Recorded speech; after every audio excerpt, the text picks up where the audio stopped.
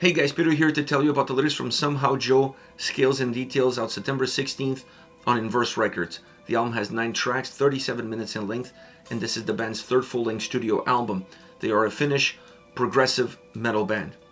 From a design point of view, this album feels oversimplified, and that oversimplification matches everything else that is happening in the sound, in the experience, and in the atmosphere. But when you look at the design on this record is important because it's not an album that's chaotic. It's not an album that is a roller coaster ride. It's not an album that has incredible ebbs and flows from track to track. The ebbs and flows exist, but they exist within the songs. But the way they put these songs together allow you to feel like the album is uninterrupted in its processes. It moves perfectly, smoothly across all 9 songs. They feel perfectly integrated with one another, almost like you're taking the right steps in the right direction.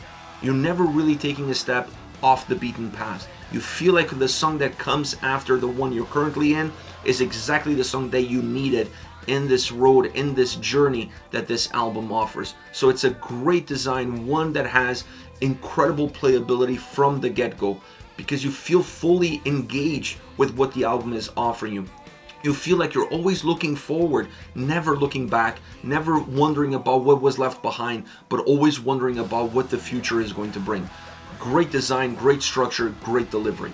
Now, as far as the sound is concerned, the soundscape on this record, it also feels oversimplified, but it has a little bit of a reverse effect of what we normally get from a progressive record. Normally you get an album that's very layered, very textured, and it's up to the listener to peel those layers to really understand the texture of the album and what the songs are trying to give you. So you're almost discovering something new every time that you play the record, because every time that you play the record, you're peeling one of those layers off. This album goes in the complete opposite direction. It oversimplifies everything from the get-go, so the soundscape feels simple, easy to digest, easy to grasp, easy to understand. You feel like you understand the songs the first time that you go through them, and because of that simplicity, it brings you back to them again and again and again. So the playability is still there because you don't feel bored by it, you don't feel tired by it, you don't feel like the processes really took a lot out of you. So it's an album that has energy in it in the way that it's presented. But the more you listen to the record, the more you realize that the album has a lot of texture and it has a lot of layers. It's just that they're hidden and they come at you in a reverse manner. They come at you from a reverse point of view. So everything starts very simple, and then that simplicity allows you to better understand the dynamics of the record, the texture of the record, and the layers of the record without forcing you to go that way first and work your way towards a more simplistic point of view.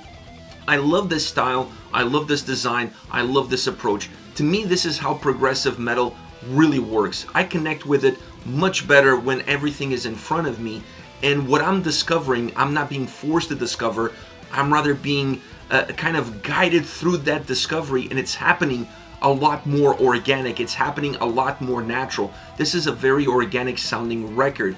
You hear the drums, you hear the bass, you hear the guitars, the vocals, the synths. Everything has its place, everything has its time. It's an album that doesn't make things overcomplicated from a soundscape perspective, rather keeping everything in its own lane, but still cooperating perfectly so that the sound feels as big, as robust, but still as simple and linear as you can possibly make it. I love this sort of movement. I love this sort of idea, almost working backwards from what a normal progressive metal record would sound like. Now, within this sound, I have to reference 2 different elements: the bass and the guitars. The bass on this album sounds great, but I think there was room for more. And if there's one negative to point out, it's definitely that I wanted a little bit more bass on the mix. I wanted the bass to have more of a role, to have more of an impact, to help define some of that texture, some of that substance a little bit better. This album depends a lot on the guitars and on the synths for those movements, for that texture, for those layers, and that's fine, but there was room there for the bass to be another element so that you can make the experience even more intriguing to the listener, so you can make things even more complex to the listener without necessarily changing a lot of the dynamics of the sound, because the guitars are doing that, the synths are doing that, and the bass gets close to it but never really crosses the finish line. Now, the guitars on this album are phenomenal.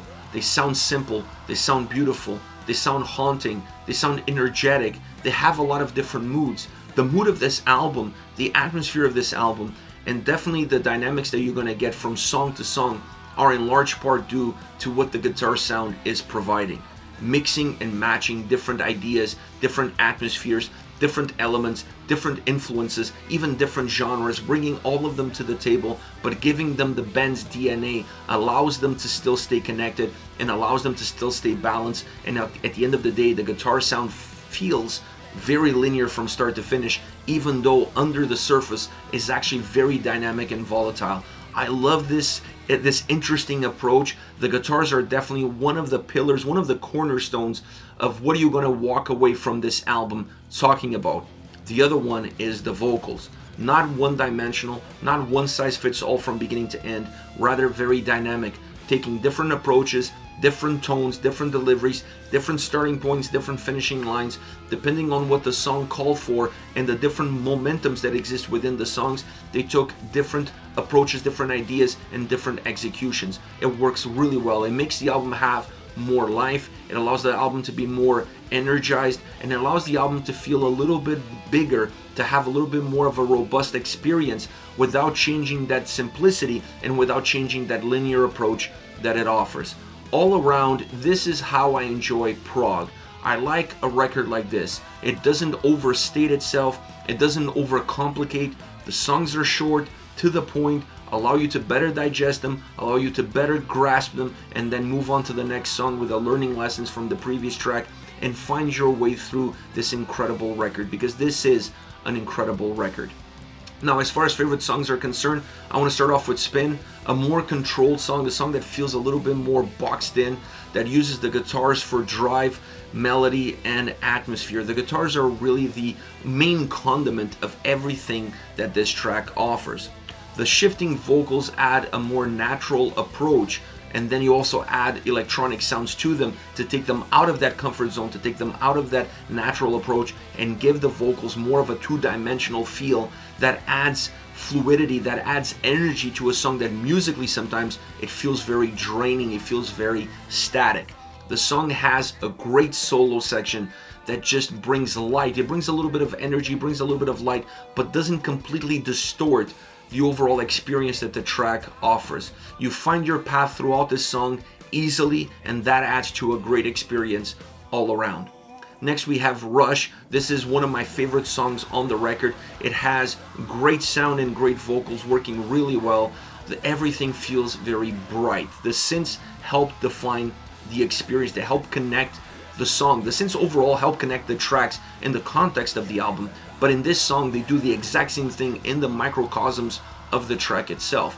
This allows the guitars to have a little bit more of a driving role, a little bit more of a guiding role, commanding the experience, commanding where you're going with the song, still taking different momentum, still giving you different flavors. There's a little bit of a sad, dark underbelly to this track, and you get that from the guitars, but you also get the bright and the experience of finally seeing the light at the end of the tunnel from the guitars as well. So they have this duality of effects, which creates a duality within the track itself. Sometimes you feel like you're being taken down into the gutter, and sometimes you feel like you're being levitated into the sunlight. It has an all-around great guitar sound, and you cannot have these momentums, these very different momentums, with great guitar sound. It matches that great guitar sound with outstanding vocals throughout. Those are the two cornerstones of the track. Those are the two basic foundations of the track. The synths and everything else kind of just glues them together and allows the song to never really lose its shape. It has great layers. You remove them, you see a little bit more, you put them back, you see the full picture. Incredible sounding song, incredible song vocally and musically from start to finish. Last but not least, Gateway. This track starts off with an almost sci-fi experience in terms of the sound, in terms of the atmosphere that it creates, but then that experience kind of blends into the track and the song becomes a little bit different. It has a guitar sound that sounds very reggae, that has some reggae bass lines to it, that has some reggae foundations or influences in terms of how it's coming across, which makes the song very paused. It gives the song a little bit of a nice step to it. You feel like you're taking steps as you're progressing with this song, with the melody that you're getting out of the guitars. That melody becomes a little bit of the core of what this song is all about and how it stays together. It works really well. It still feels connected to that sci-fi atmosphere at the beginning. It's just delivered in a more brighter way, if you will, in a more ready to move kind of way, and that allows the song to have a better sense of movement all around. I also enjoy the acoustic guitar that they introduce in this track. It adds a little bit of a sense of revelation. It gives you a sense of self-realization, and that's very important for this song. When you look at the lyrical content, when you look at where the song starts, how the song moves with that reggae beat almost as far as the guitars are concerned, having that acoustic guitar in it, it's extremely important because it does give you a sense of finally understanding exactly what the message is all about, how you feel towards it, and what can you do about it. Incredible song from that perspective. This is it. Somehow Joe, Scales and Details, out September 16th on Inverse Records. Let me know your thoughts on the band, on the singles. Use the comment section below. I'll be reading those and getting back to you. Take care, guys.